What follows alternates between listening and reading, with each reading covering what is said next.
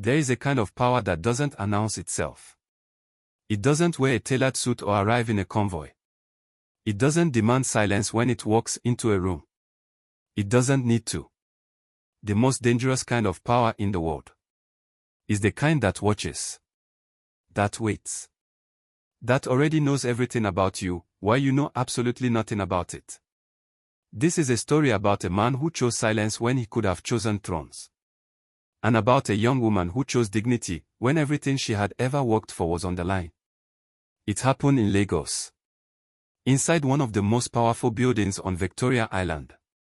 And by the time it was over, nothing would ever be the same. If you've never seen quiet power dismantle loud arrogance in real time, stay with this story. And before we go further, if this is your first time here, hit that subscribe button and turn on notifications. Stories like this one drop every week. Now, let's begin. The alarm didn't wake Adaeze Okafor. She was already awake. She'd been awake since 4:15 in the morning, lying on her back in her one-bedroom apartment in Yoba, staring at the ceiling fan that wobbled slightly on every rotation, the same ceiling fan she'd been meaning to fix for 7 months. But there was no time for ceiling fans. Not today. Today was the day the shortlist would be announced. Director of Strategy, Adebayo Technologies Group. The most coveted promotion in the entire company, and she had made it to the final 3. She sat up slowly, reached for her phone. 4:47 a.m. No messages yet. She exhaled. Outside her window, Lagos was already moving. That was the thing about this city, it never fully slept. Even at 4 a.m., you could hear the distant rumble of downforce warming their engines, the echo of a night hawker calling out one last time before dawn swallowed his voice. Lagos had a heartbeat. You either found your rhythm inside it, or it swallowed you whole. Adaeze had found her rhythm. It hadn't been easy. She was 29 years old. Born in Enugu. Third of 4 children. Her father had died when she was 16, a sudden illness that took him in 11 days, and from that moment, everything shifted. Her mother became the wall that held the family together, but walls need foundations. Adaeze became the foundation. She got her degree in business administration from the University of Nigeria, Nsukka, graduated top of her department. Took her first job as an operations assistant in a small farm in Enugu. Saved every naira she could. Applied to Adebayo Technologies 3 times before they finally called her back. That was 4 years ago. 4 years of 18-hour days. 4 years of being the last to leave and the first to arrive. 4 years of watching people with connections and last names climb over her, and choosing, every single morning, to stay focused anyway. Her mother called her stubborn. Adaeze called it survival. She dressed carefully that morning. Not extravagantly, if she wasn't that kind of woman. A deep burgundy blazer. Black trousers. Modest heels that she'd polished the night before. She looked at herself in the small mirror by her door and made a quiet promise to the woman staring back at her. Today, you will be seen. The Adebayo Technologies Group building stood at the edge of Victoria Island like something from a different world entirely. 42 floors of glass and steel. The kind of architecture that was designed not just to house a company, but to make everyone who walked through its doors feel the weight of its importance. Foreign investors had flown into Lagos just to see this building in person. It had been featured in 3 international business magazines. The chairman had once said, in an interview, that the building was a symbol, proof that African excellence did not need to apologize for itself. That morning, with the merger countdown at 48 hours, the building hummed with tension. Adaeze barged through the lobby at 6:55 a.m. She was not the first person there. He was. She almost didn't notice him. Most people didn't. He was the kind of presence that existed in the negative space of a room, the part your eyes slid past without registering. He was mopping the marble floor of the lobby. Slow, deliberate strokes. His uniform was clean and neatly pressed. His movements had a kind of quiet precision that was almost meditative. Late 40s, maybe early 50s. His face was calm in a way that went beyond tiredness. It was the calm of a man who had made peace with something most people spend their whole lives fighting. His name tag read, Samuel Adeyemi. Adaeze nodded at him as she passed. He looked up. Their eyes met for exactly 2 seconds. He nodded back. She moved on. She didn't think about him again. Not yet. The 8th floor, operations, was already buzzing when she arrived. Colleagues hunched over laptops. Phones ringing. The merger had consumed the entire company for the past 3 weeks. Adebayo Technologies was in final negotiations with a European investment group, the deal worth over 400 billion naira, and every department was under pressure to perform, present, and prove its value. Adaeze had prepared 3 strategy briefs, 2 risk analysis reports, and 1 40-slide presentation that she had rehearsed 11 times. She was ready. What she was not ready for was Tunde Balogun. Her boss materialized at her desk at exactly 7:30 a.m., holding a cup of coffee he definitely hadn't made himself, wearing a suit that probably cost more than her monthly rent, and smiling the smile of a man who had already decided the outcome of a conversation before it began. Okafor, he said, the way you'd acknowledge a piece of furniture. Good morning, sir. The board meeting is at 10. The shortlist announcement is at noon. I need you to understand something before we get there. She waited. He leaned slightly against her desk. The board is looking for someone with presence. Someone who projects authority. Not just competence. He let that word just hang in the air like smoke. This promotion requires a certain kind of temperament. I've advocated for you, Okafor. But I need to know you can handle pressure without becoming emotional. She kept her face perfectly still. I can handle pressure, sir. Good. He straightened up. Because this promotion is not for the soft-hearted. He walked away. She stared at her screen for exactly 5 seconds. Then she opened her presentation and kept walking. If you can already feel where this is going, and you want to see every second of what happens next, make sure you're subscribed. This story does not slow down from here, asterisk. At 9:15 a.m., Adaeze went to the kitchen to refill her water bottle. Samuel was there. He was cleaning quietly, wiping down the countertops with the same deliberate precision she'd noticed that morning. He didn't look up when she entered. He just continued walking, moving around the space like water finding its level. She filled her bottle. She was about to leave when she noticed something. He had a small leather notebook tucked into the front pocket of his uniform. It was old, worn at the edges, the cover darkened by years of handling. But it wasn't the notebook itself that caught her attention. It was the pen beside it. A slim, brushed gold pen. The kind that didn't belong in a janitor's uniform pocket. The kind that cost more than a week of her salary. She almost said something. But she didn't. She left. And for the rest of the morning, that notebook stayed in the back of her mind. Like a question she didn't yet know how to ask. The boardroom on the 42nd floor was a different ecosystem entirely.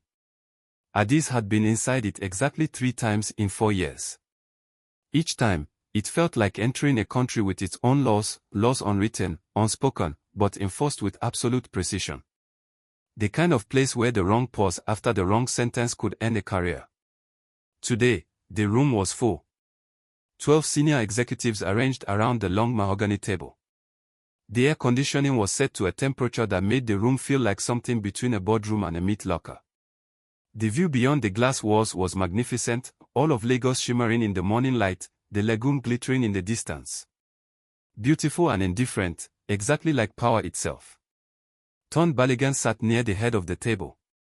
Adaeze sat 3 seats down, between 2 colleagues who had also made the shortlist, Emeka Obiora, who had the advantage of a Harvard MBA and a cousin on the board, and Shade Adeyemi, who had worked directly under the outgoing director for 2 years. The meeting began. For the first 40 minutes, it was procedural, merger updates, investor timelines, compliance reviews. Adaeze listened carefully, took notes, and waited. Then came the merger rehearsal. The board wanted to simulate the presentation they would give the European investors in 48 hours. Each shortlisted candidate would take a section. Prove themselves under life pressure. Adaeze was midway through her segment, the risk mitigation framework, when it happened. The door opened quietly. Samuel entered, carrying a tray. Replacement coffee. The kind of invisible service that happened in boardrooms all over the world, the silent replenishment of cups that kept powerful people comfortable enough to keep being powerful. He moved along the wall. Quiet. Precise. Invisible. He was almost at the side table when an executive, Chief Depo Fashola, head of external relations, the kind of man who had spent so long near power that he'd confused proximity for possession, extended his leg suddenly. Not an accident. Samuel straight-tilted. Coffee sloshed. Paper slid from the side table to the floor. Adaeze printed backup notes, which she'd placed there before the meeting. The room erupted in a low, ugly kind of laughter. The kind that isn't really about amusement. The kind that is about reminding someone where they stand. Chief Fashola looked at Samuel. Samuel. That's why you're here. Clean it up. One of the junior executives, young, eager to belong, added. Careful next time, wallpaper. More laughter. Adaze's pen stopped moving. She looked at Samuel. He was crouched, quietly gathering the papers. His face was expressionless. Not ashamed. Not angry.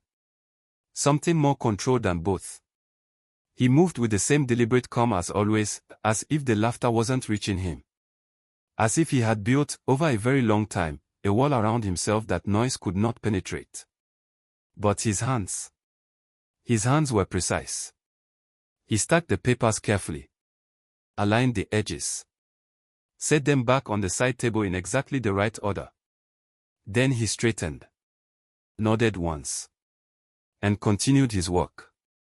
The room moved on. The rehearsal resumed. But Adaeze couldn't fully return to it. Something had shifted in her chest, the way the air shifts before a storm. Something small and cold and sharp. She finished her segment. She performed well, she knew she did. But beneath the performance, something was building. The announcement of the shortlist came at noon, exactly as promised. The 3 candidates were called into a smaller meeting room, just them, Tunde Balogun, and 2 board members. The atmosphere was structured tension. The kind of silence that has been deliberately engineered. Tunde spoke for 8 minutes about the company's vision, the weight of the director of strategy role, and the qualities the board was looking for. He used words like gravitas and poise and strategic temperament, all beautiful words that meant, in practice, whatever he needed them to mean.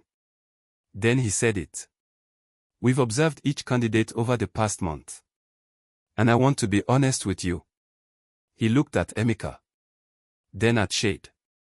Then, last, at Adaeze, and his gaze stayed there one bit too long. There are concerns about certain candidates' ability to separate personal feeling from professional judgment. The board needs a director who leads with the head. Not the heart. He didn't say her name. He didn't have to. She felt Emeka glance at her from the corner of his eye. She kept her face still. The final decision will be announced at tomorrow's board dinner, Tunde concluded. Between now and then, I encourage each of you to reflect on the kind of leader you want to be. He smiled. The meeting ended.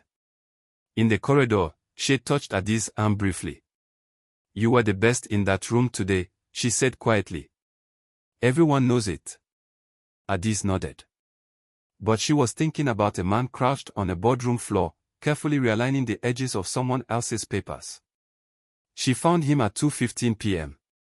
He was in the east corridor on the 12th floor, cleaning the windows that overlooked the car park. The Lagos afternoon was in full effect outside, the white, heavy heat that pressed down on everything. Adaeze slowed as she passed. She stopped. She wasn't entirely sure why. Excuse me, she said. He turned. Those eyes again. Still. Watchful. The kind of eyes that had seen a great deal and chosen to keep most of it to themselves. I wanted to apologize, she said. For what happened in the boardroom this morning. What they did, that was wrong. And you deserved better. He looked at her for a moment. Then something shifted in his face. Not quite a smile. Something quieter than that. Something like recognition. "You are Okafor," he said. His voice surprised her. Deep. Unhurried. Educated in a way she hadn't expected, not the accent of a man who had spent his life in service corridors, but the voice of someone who had, at some point, occupied very different rooms. "Yes," she said. "Adaeze Okafor. Operations." "I know who you are," he said simply. "Then, you don't need to apologize for other people's behavior, Miss Okafor." "I know. But someone should have said something in that room. And no one did." He considered that. "You noticed," he said. "Anyone would have noticed." "No," he said quietly. "They wouldn't." He turned back to the window. She stood there for another moment. "You deserve respect, sir," she said finally. "Regardless of your position." He didn't answer immediately. When he did, his voice was so quiet she almost missed it. "So do you?" She walked away. And this time, she thought about him the entire rest of the afternoon. We are only 2 acts into this story, and already everything is shifting beneath the surface. If you're watching this and feeling what I think you're feeling, share this video with someone who needs to hear it today. Now stay with me, asterisk. That evening, Adaeze called her mother. It was a ritual, every Tuesday and Thursday, no matter what. Her mother's voice on the phone was the one place where Adaeze was still just Adaeze. Not a candidate. Not a strategy manager. Just the daughter who used to sit on the kitchen floor doing homework while her mother cooked egusi soup. "How was today, NNE?" her mother asked. "Complicated," Adaeze said. "Complicated how?" She told her about the boardroom. About Samuel. About Ton's implied warning. Her mother listened without interrupting, a rare skill that she had always possessed. When Adaeze finished, there was a pause. "This man," her mother said. "The janitor. What is it about him that is staying with you?" Adaeze thought about it. "He wasn't embarrassed," she said finally. "They humiliated him in front of a full boardroom. And he wasn't embarrassed. He was just still." I don't know what that means. But I can't stop thinking about it." Her mother made a small sound that Adaeze had known her whole life, the sound of a woman choosing her words carefully because she knew they would matter. "Sometimes, NNE," she said, "the person in the room who is most afraid shows it loudest. And the person who is not afraid at all shows nothing." Adaeze lay in the dark of her apartment. The ceiling fan wobbled. She thought about a man with a gold pen in a janitor's pocket. She thought about eyes that watched everything and reacted to nothing. She thought about a voice that said, they wouldn't. And slowly, without fully understanding why yet, she began to understand that something in this building was not what it appeared to be. The second day arrived like a held breath finally released. 48 hours had become 24. The European investors, a delegation of 6 from a Geneva-based infrastructure fund, were arriving that evening. The board dinner was at 8 p.m. The merger, if it proceeded, would be the largest foreign capital injection into a Nigerian tech company in a decade. Everything was at maximum tension. And Tunde Balogun was at his worst. Adaeze noticed it from the moment she arrived, 6:50 a.m., slightly earlier than yesterday, the way you arrive earlier on the day you are most afraid of. Tunde was already on the floor, moving between desks, clipped and sharp, making corrections to presentations that didn't need correcting, asking questions he already knew the answers to. This was his method, maximum disruption disguised as thoroughness. By 9 a.m., 3 members of the operations team were visibly distressed. At 10 a.m., he called Adaeze into his office. She sat across from him. His desk was a monument to carefully curated success, framed magazine covers, a model of the London skyline, a photo of him at Davos. Everything in the room was saying the same thing, I have arrived. I belong here. Do you, Tonight matters more than anything else, he began. I need the operation summary ready by 3 o'clock. Sharp. No ambiguity. The investors want clean numbers. It will be ready, she said. It needs to be more than ready. It needs to be airtight. He tapped his desk. There's also been a change to the board dinner program. You'll be presenting the second segment. She blinked. I thought Emeka was doing the second segment. Emeka's presentation had structural issues. I've reassigned it. He said this casually, as if he hadn't just moved the goalpost 20 minutes before the race. You have 6 hours. She kept her expression neutral. I handle it. Good. He leaned back. Adaeze. It was the first time he'd used her first name all week, and somehow it felt less like familiarity and more like a signal. I've recommended you for this promotion from the beginning. You know that. Yes. But the board has reservations. About your. He paused, searched for the word. Sensitivity. My sensitivity. Yesterday. The boardroom incident. You were seen speaking to one of the cleaning staff afterward. For an extended period. The board noticed. She held very still. I spoke to a colleague who had been publicly humiliated, she said carefully. I offered an apology on behalf of the team. Ton's expression didn't change. This is a 400 billion naira merger, Okafor. The investors are watching everything. The board is watching everything. This is not the moment to be seen fraternizing with. With who, sir? He stopped. She held his gaze. With support staff, he finished. She nodded slowly. Noted, she said. And she left his office. In the corridor, she stood for exactly 4 seconds.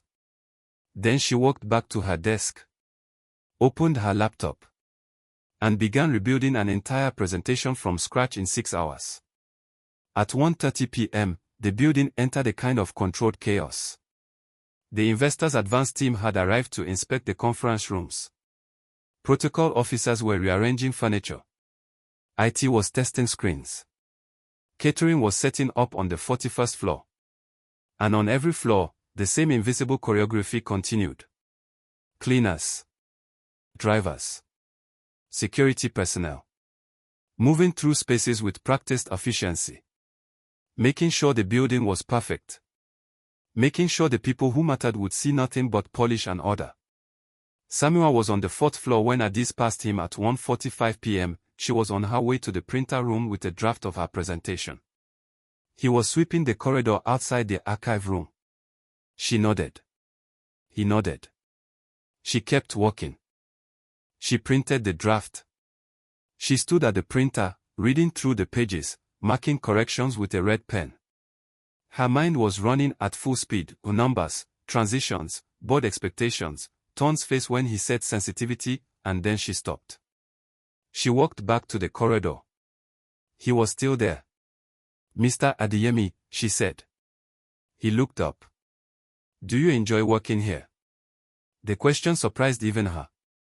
She hadn't planned to ask it. It came from somewhere underneath the professionalism, from the part of her that her mother's voice had reached the night before. He considered the question the way he seemed to consider everything, without rush. I built things here once, he said. She waited for more. He didn't offer more. I don't understand, she said. You don't need to yet, he said. He resumed sweeping. She stood there for a moment, the printed pages in her hand, a feeling growing in her chest like something being inflated slowly, strange and expanding and not entirely comfortable. Then her phone buzzed. Turned. Where is the draft? She walked away. The afternoon compressed into itself the way high-pressure days do, events accelerating, time becoming elastic, everything feeling simultaneously too fast and too slow. At 3 p.m., she submitted the operation summary. At 4:30 p.m., she submitted the revised presentation. At 5:15 p.m., Ton reviewed it in front of her, page by page, in silence. Then he looked up and said, "This is good." Just that.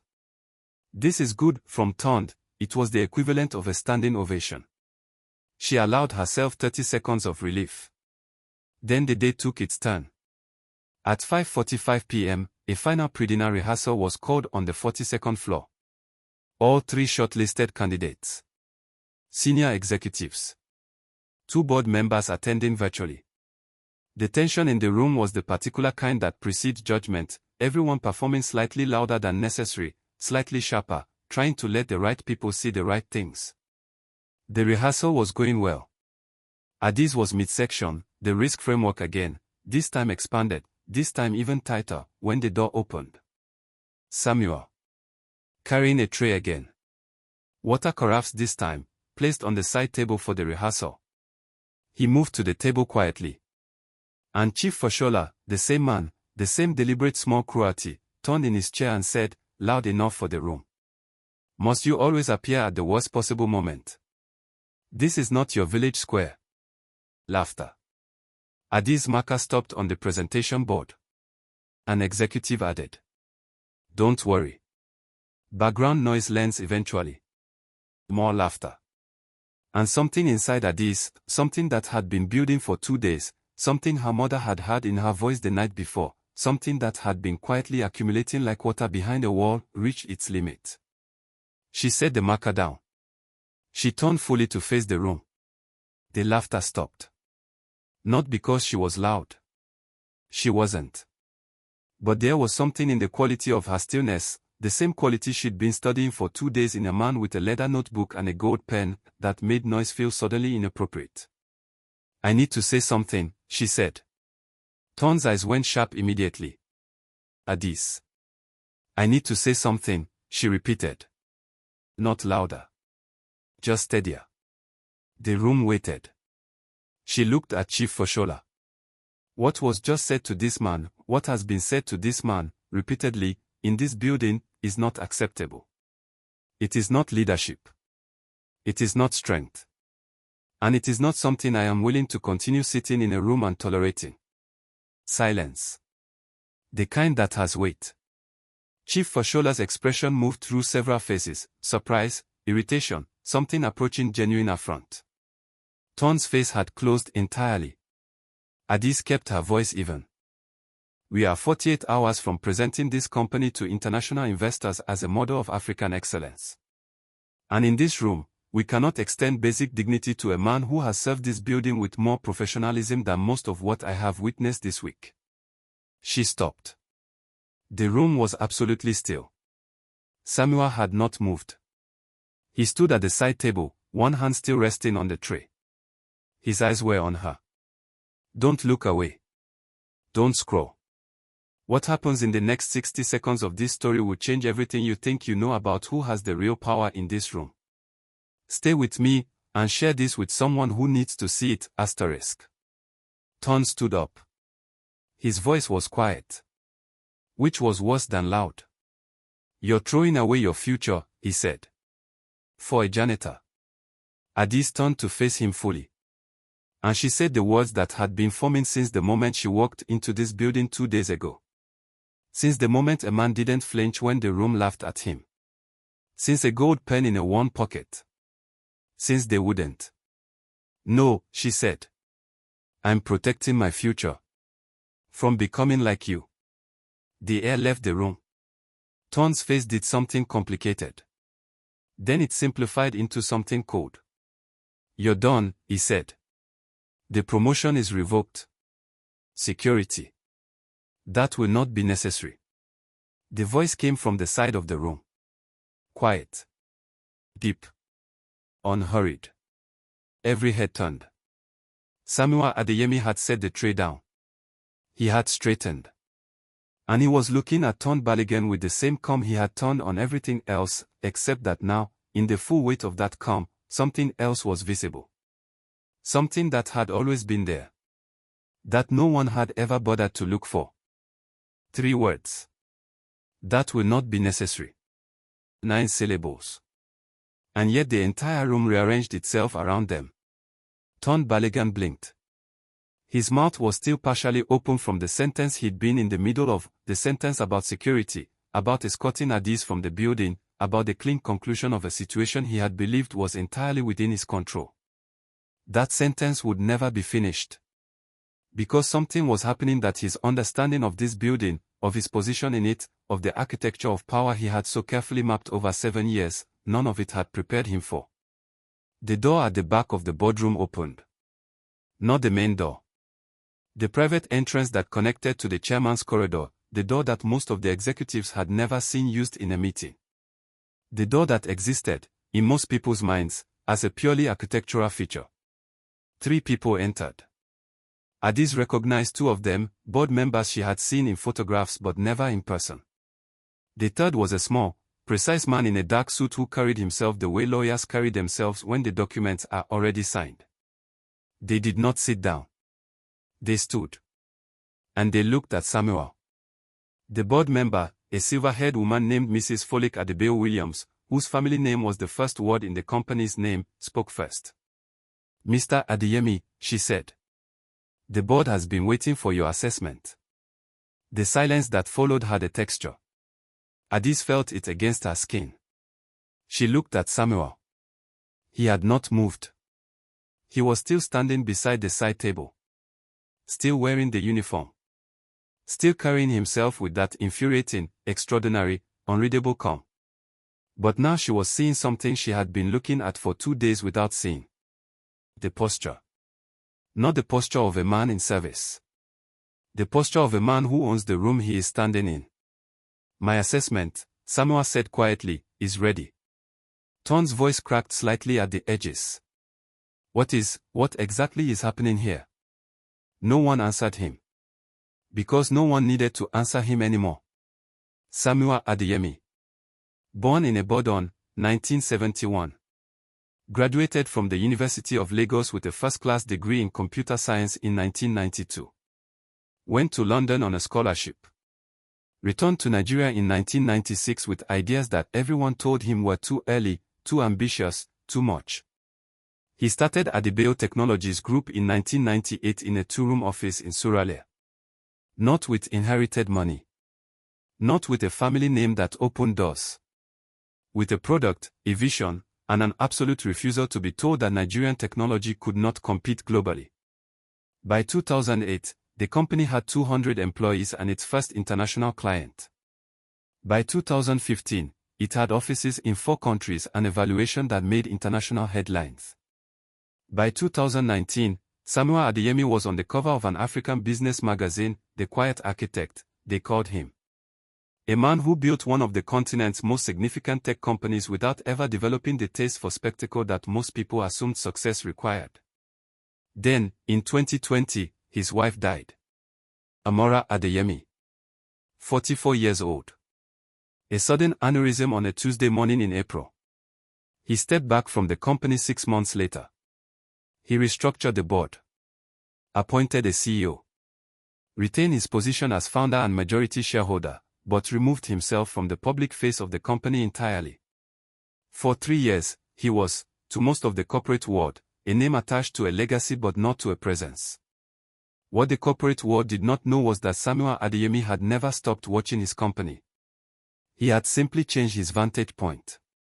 The idea had come to him during the board's first discussion of the European merger, a meeting he'd attended virtually, sitting in the library of his house in Ikoyi, listening to the people he'd entrusted with his life's work talk about it as though it were a transaction rather than a legacy. He had the language. The performative excellence. The image management. The careful separation of what the company projected and what it actually was. He had one question that no report could answer. What is this company when no one important is watching? So he arranged to find out. It took one phone call to the facilities management company. A quiet conversation. A simple request. An understanding that what he was doing would remain between himself and 2 people he trusted with his actual life. 3 months ago, Samuel Adeyemi had put on a uniform and gone to work. He mopped floors. He cleaned windows. He refilled water carafes in boardrooms where people discussed billions without looking at the hands that served them. He wrote in his notebook every day. He watched. He learned things that 42 floors of glass and steel had successfully hidden from every audit, every consultant, every performance review.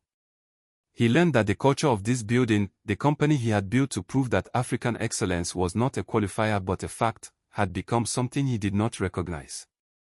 He learned the names of the people who led with fear. He learned the names of the people who led with dignity. He had one more day before his decision needed to be made. And then a young woman from Enugu had walked past him in a lobby at 6:55 in the morning and nodded at him. Just nodded. The way you acknowledge another human being. Nothing more. Nothing less. He had written 3 words in his notebook that morning. She sees people. Tunde Balogun was pale. It was an interesting thing to observe, a man whose entire architecture of self was built on the assumption that he understood the power dynamics of every room he entered, suddenly discovering that the room had different dimensions than he thought. You've been, how long? He couldn't finish any of the sentences. Samuel looked at him with the same equanimity he had turned on the laughter. On the kicked papers. On every small, deliberate cruelty this room had offered him. Long enough, he said. Mrs. Adebayo Williams opened a folder. The board has reviewed Mr. Adeyemi's observations and documentation, she said. Her voice had the particular precision of someone who has spent decades in rooms where words have legal consequences. In light of his findings, and in light of what has been witnessed here this evening, the board will be making several announcements. Tunde made a sound.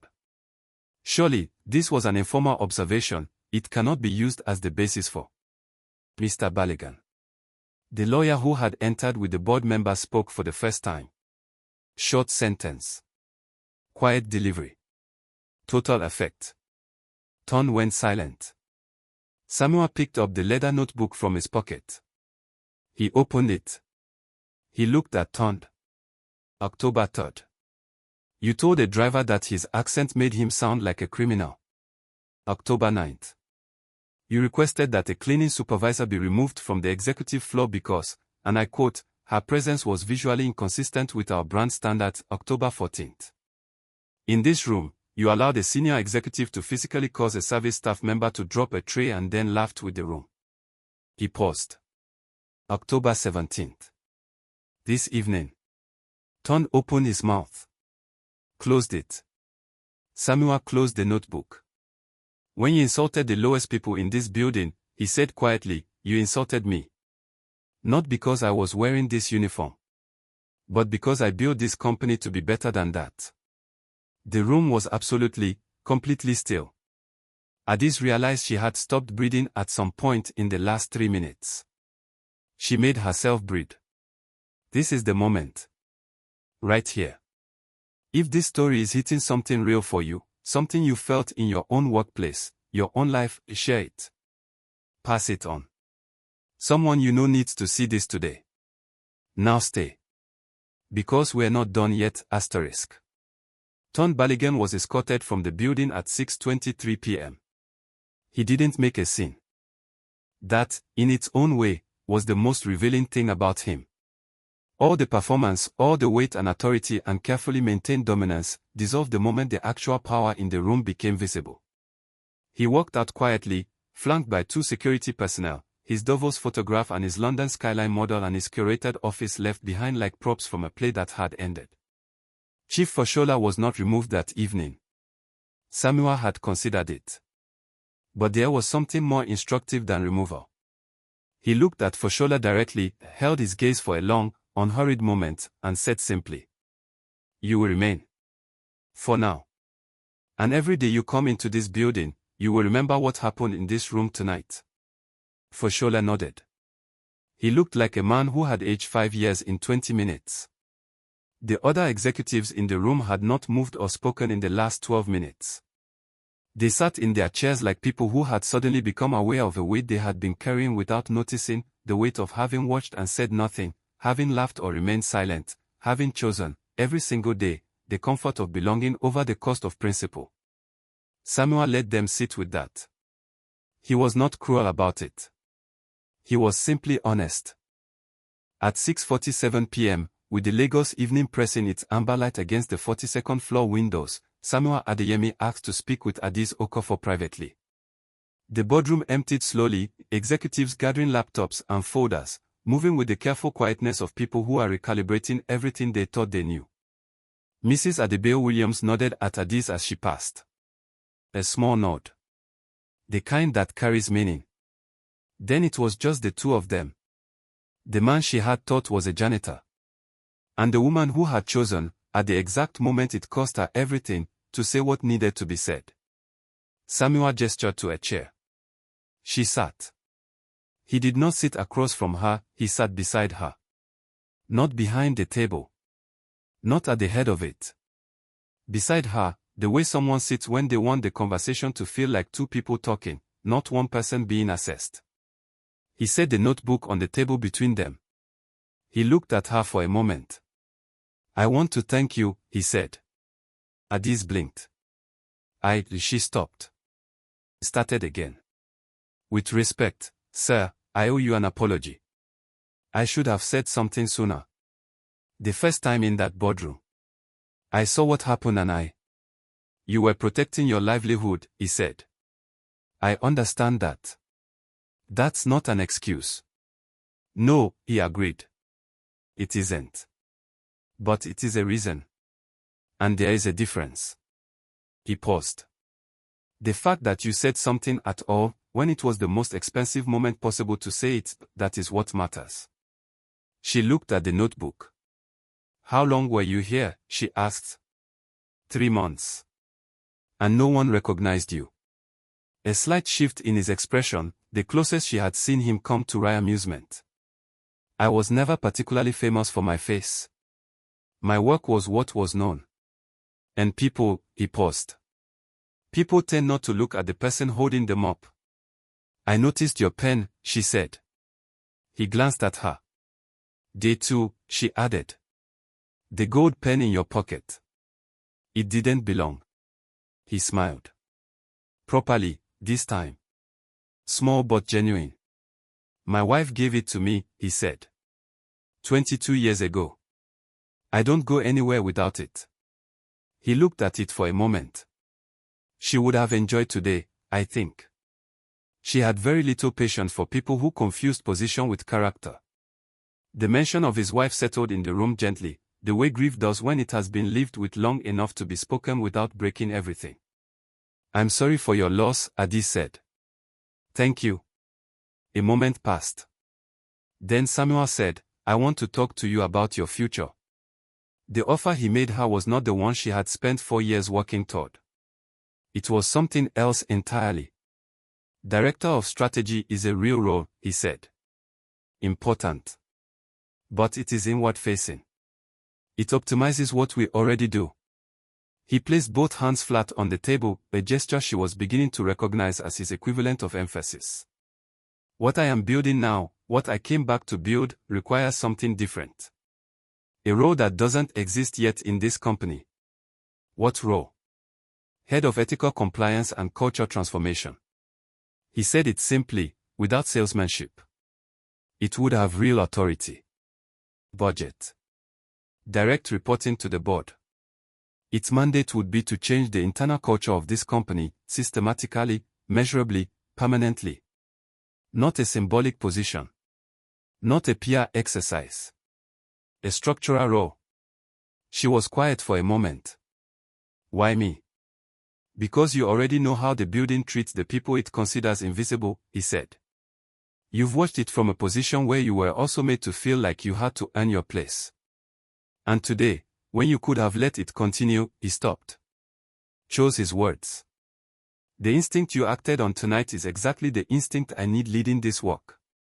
She looked at her hands. Can I ask you something? Yes. When you were here, for 3 months, did anyone else treat you with? She searched for the word. With basic decency. Was it just me? He was quiet for a moment. There were 3 others, he said. A driver named Emmanuel who used to save me a newspaper because he noticed I liked to read. A junior analyst, young, first year, who once pulled me aside to warn me that a floor manager had been setting traps for the cleaning staff to get them written up. He paused. And you? She absorbed that. 3 people, she said. In 3 months, he confirmed.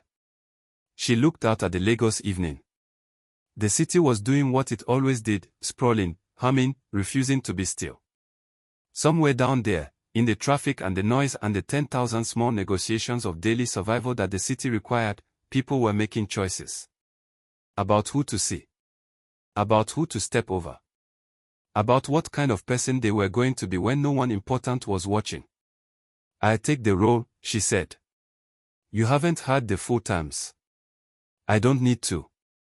She looked at him. "But I have a condition." He raised an eyebrow. "The cleaners. The drivers. The support staff in this building. They need to be included in this, not as subjects of reform but as participants in it. Their input, their experience, their testimony. That has to be part of the foundation." He held her gaze. "Yes," he said. "That was always part of it." She nodded. He picked up the notebook and stood. She stood. He extended his hand. She shook it. And for the first time, she noticed the full weight of his presence, not the weight of the uniform, but the weight of a man who had spent 3 months holding everything. He was in suspension, waiting for the truth to reveal itself. He had not been invisible. He had simply been watching. The town hall was called for the following morning. Every staff member. Every department. Every floor. It was unusual. The building had never done a full company assembly before. Word spread through corridors the way words always spread in buildings like this one, quickly, imperfectly, carrying equal parts information and speculation. By 8 a.m., when people began gathering in the main atrium, the energy was unlike anything the building had held before.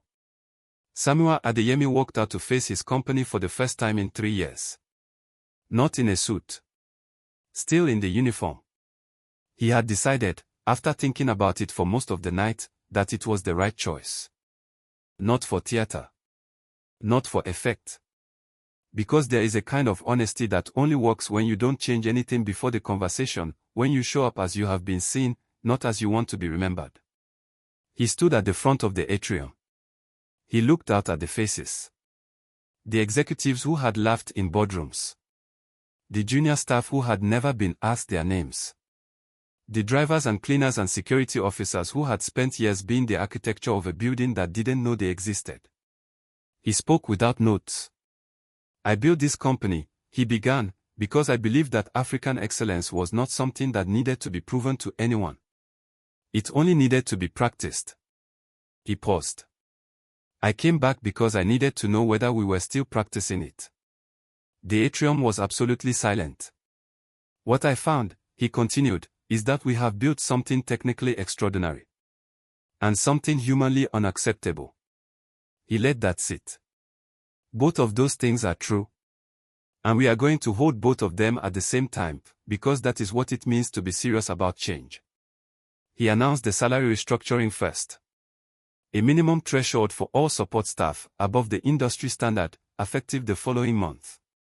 A review process that would be transparent and regular.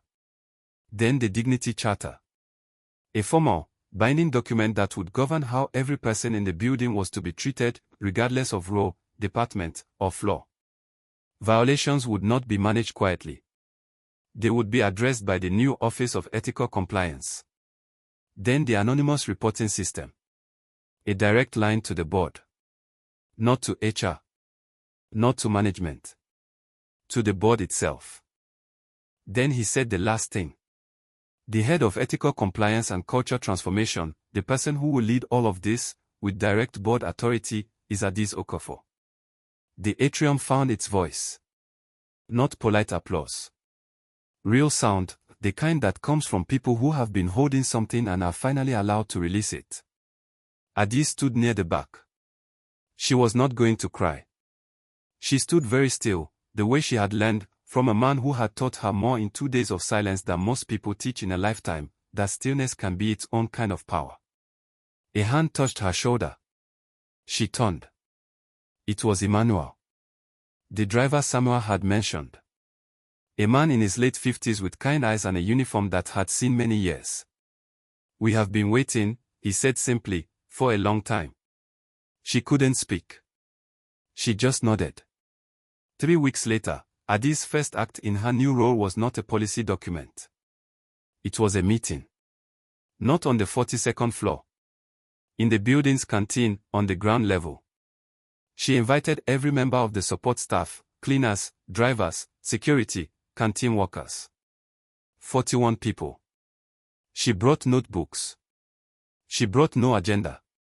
She said, "I want to know what this building feels like from where you stand. I want to know what would make it better.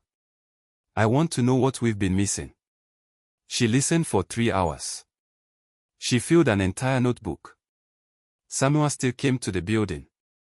Not in the uniform anymore. But every so often, Adeeze would pass him in a corridor, dressed now in the understated, expensive simplicity of a man who has nothing to prove, and he would be watching something. A team moving through a space. 2 colleagues helping each other carry something. A small, ordinary moment of the building being better than it had been. He always had the notebook. He always had the gold pen. He was always writing. This story is over. But the question it's asking isn't. You know someone who has been treated like background noise, maybe in a workplace, maybe in a family, maybe in a city that hasn't learned to see them yet. Share this video with them. Let them know they are seen. And if this story moved something in you, subscribe. New stories every week. Because the most important stories are never about the loudest people in the room. In a country where many worship power, the greatest revolution is simple respect. And in a building full of people performing excellence, the most excellent thing that happened was a woman who chose to see a man that no one else was bothering to look at. Asterisk. Fade to silence. Fade to black.